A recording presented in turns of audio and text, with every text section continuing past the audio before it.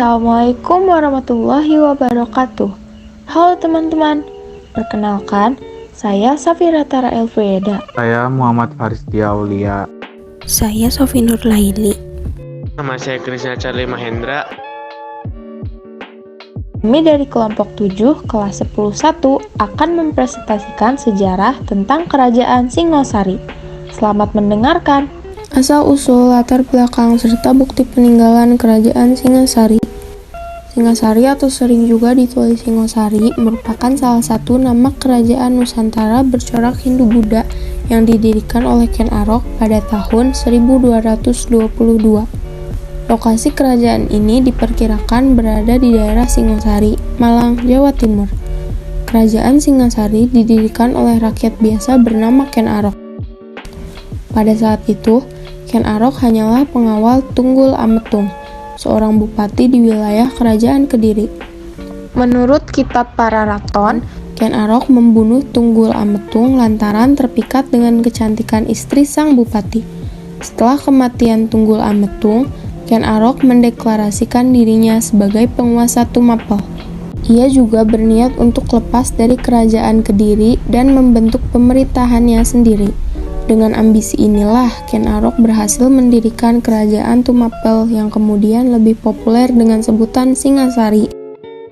Latar belakang: Kerajaan Singosari berdiri diakibatkan oleh Ken Arok yang saat itu menjabat sebagai Bupati Tumapel, memenangkan perang dengan Kerajaan Kediri, dan membunuh rajanya bernama Kertajaya. Di wilayah kekuasaan Kerajaan Kediri, Ken Arok kemudian mendirikan Kerajaan Singosari. menurut kitab Pararaton, Yang mengisahkan raja-raja Singosari, Ken Arok dianggap sebagai pendiri Kerajaan Singosari.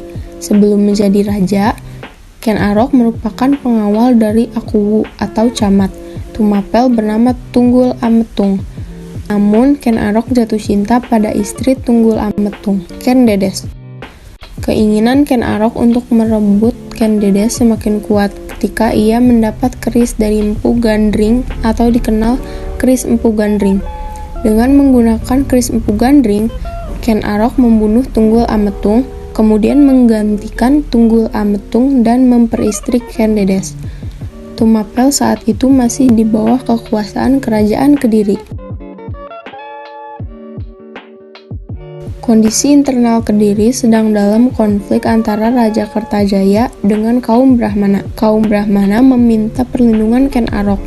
Ken Arok memutuskan membela kaum Brahmana dan berperang dengan Raja Kertajaya. Perang tersebut dikenal dengan nama Perang Ganter karena terjadi di desa Ganter. Ken Arok berhasil membunuh Raja Kertajaya serta merebut wilayah kekuasaan Kediri. Kemudian, Ken Arok mendirikan Kerajaan Singosari di wilayah bekas Kerajaan Kediri dan menjadi raja pertamanya pada 1222 Masehi. Bukti peninggalan. Bukti peninggalan Kerajaan Singasari pertama adalah Candi Singasari. Candi ini merupakan candi Hindu yang terletak di Kelurahan Candi Renggo, Kecamatan Singosari, Kabupaten Malang, Jawa Timur. Candi ini merupakan tempat pengharmaan raja terakhir Singasari, yaitu Kertanegara yang meninggal pada tahun 1292 Masehi. Peninggalan lainnya diantara lain ada Candi Kangenan, Candi Singasari, Candi Jawi, Candi Jago, Candi Kidal, Candi Sumberawan, dan Candi Katang Lumbang. Kehidupan politik Kerajaan Singasari. Yang pertama, pada masa jabatan Ken Arok pada tahun 1222 sampai 1227. Pendiri Kerajaan Singasari ialah Ken Arok yang menjadi Raja Singasari dengan gelar Sri Ranggah Rajasa Sang Awurwa Bumi. Munculnya Ken Arok sebagai raja pertama Singasari menandai munculnya suatu dinasti baru, yakni dinasti Rajasa atau Rajasa Wangsa atau Girindra atau Girindra Wangsa. Ken Arok hanya memerintah selama 5 tahun, dari 1222 sampai 1227. Pada tahun 1227, Ken Arok dibunuh oleh seorang suruhan Anusapati atau anak tiri Ken Arok. Ken Arok dimakamkan di Kegenengan dalam bangunan Siwa Buddha. Yang kedua, masa jabatan Anusapati pada tahun 1227 sampai 1248. Dengan meninggalnya Ken Arok, maka tahta kerajaan Singasari jatuh ke tangan Anusapati. Dalam jangka waktu pemerintahnya yang lama, Anusapati tidak banyak melakukan perbaharuan-perbaharuan karena larut dengan kesenangannya menyabung ayam. Peristiwa kematian Ken Arok akhirnya terbongkar dan sampai juga ke Tohjoyo atau putra Ken Arok dengan Ken Umang.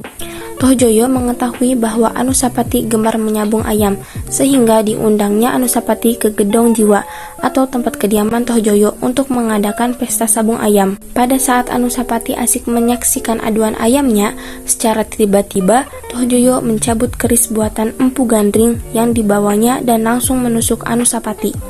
Dengan demikian, meninggallah Anusapati yang didarmakan di Candi Kidal. Yang ketiga, masa jabatan Tohjoyo pada tahun 1248. Dengan meninggalnya Anusapati, maka tahta kerajaan Singasari dipegang oleh Tohjoyo. Namun, Tohjoyo memerintah kerajaan Singasari tidak lama, sebab anak Anusapati yang bernama Ranggawuni berusaha membalas kematian ayahnya. Dengan bantuan Mahesa Cempaka dan para pengikutnya, Ranggawuni berhasil menggulingkan Tohjoyo dan kemudian menduduki singgasana. Yang keempat, masa jabatan Ranggawuni pada tahun 1248 sampai 1268. Ranggawuni naik tahta kerajaan Singasari pada tahun 1248 dengan gelar Sri Raja Wisnuwardana oleh Mahesa Cempaka atau anak dari Mahesa Wongateleng yang diberi kedudukan sebagai Ratu Angabaya dengan gelar Narasinghamurti. Pemerintahan Ranggawuni membawa ketentraman dan kesejahteraan rakyat Singasari. Pada tahun 1254, Wisnuwardana mengangkat putranya yang bernama Kertanegara sebagai Yuwa Raja atau Raja Muda, dengan maksud mempersiapkannya menjadi raja besar di kerajaan Singasari. Pada tahun 1268, Wisnuwardana meninggal dunia dan didarmakan di Cacagu atau Candi Jago sebagai Buddha Amogapasa dan di Candi Waleri sebagai Siwa.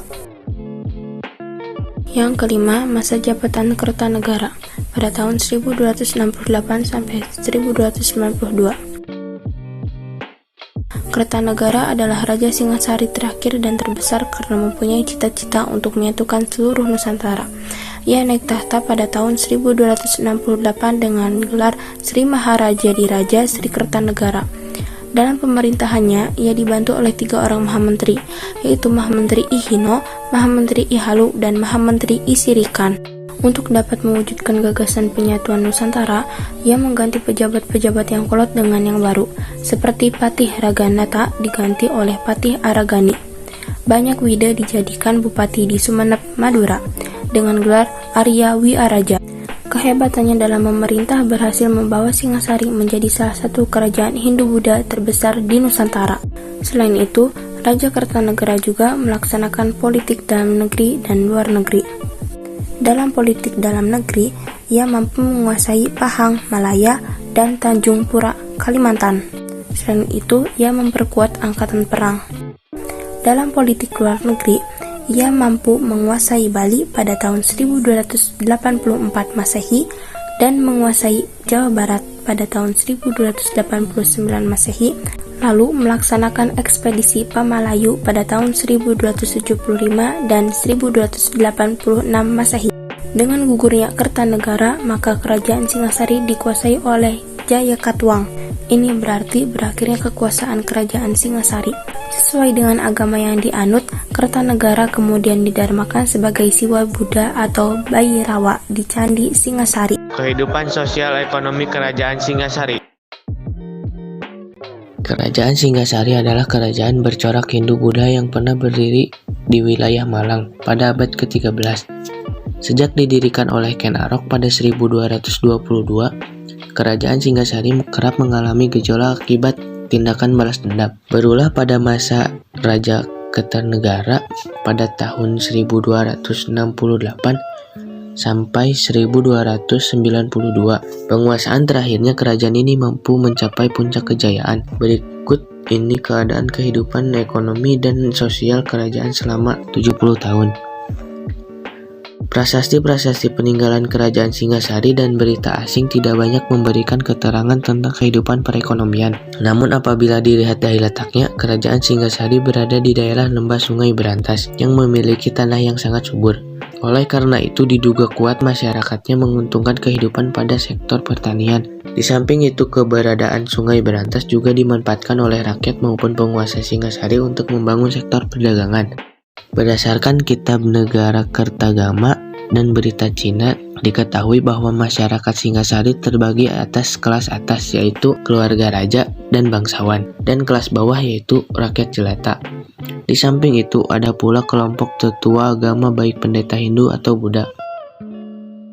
Kehidupan sosial dan perekonomian masyarakat Singasari mengalami pasang surut seiring pergantiannya raja.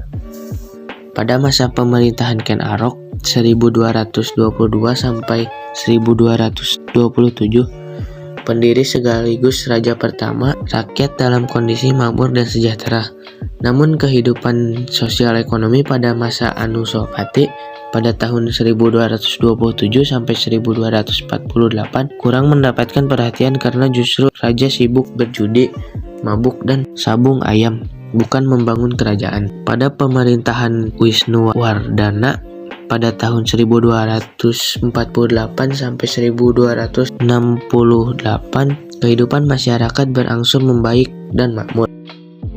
Kekuasaan Raja Kertanegara pada tahun 1268 sampai 1292, perekonomian tertara dengan baik, bahkan kerajaan Singasari menjadi besar dan makmur. Sektor perdagangan dan pelayaran Singasari berkembang pesat dan komoditas yang diperdagangkan berupa barang emas, kayu cendana, dan rempah-rempah. Pada periode ini, Singasari berhasil menguasai jalur perdagangan dari Selat Malaka hingga Kepulauan Maluku. Keruntuhan Singasari pada 1292 Masehi disebabkan oleh dua faktor, yaitu faktor internal dan eksternal. Faktor internal adalah adanya pemberontakan yang dilakukan oleh Jaya Katwang pada 1292 Masehi. Sementara itu, faktor eksternal yang menyebabkan runtuhnya kerajaan Singasari adalah serangan dari bangsa Mongol pada 1280 dan 1281 di bawah Kublai Khan. Melalui utusannya, Kublai Khan meminta agar Singasari tunduk di bawah kekuasaan bangsa Mongol di Cina. Selain itu, Kublai Khan juga meminta agar Singasari mengirim seorang pangeran ke Cina sebagai bukti tunduknya mereka terhadap kekaisaran Mongol. Kartanegara menanggapi tuntutan tersebut dengan cara yang provokatif, melalui wajah utusan Kublai Khan dan memerintahkannya menyampaikan pesan bahwa Singasari menolak tunduk kepada bangsa Mongol. Mengetahui hal itu, Kublai Khan pun merasa tersinggung dan memutuskan mengirim armada perang untuk menyerang kerajaan Singasari pada 1292. Sementara Kartanegara sedang menyiapkan diri untuk menghadapi serangan bangsa Mongol. Tiba-tiba Jaya Katwang melakukan pemberontakan di pusat kerajaan Singasari. Kartanegara tewas di tangan Jaya Katwang dan kerajaan Singasari jatuh ke dalam kekuasaannya. Kerajaan Singasari runtuh pada 1292 seiring dengan meninggalnya Kertanegara sebagai raja terakhir kerajaan Singasari. Sekian yang dapat kami sampaikan, kurang lebihnya mohon dimaafkan. Hidup kesepian tanpa kekasih. Cukup sekian dan terima kasih. Wassalamualaikum warahmatullahi wabarakatuh.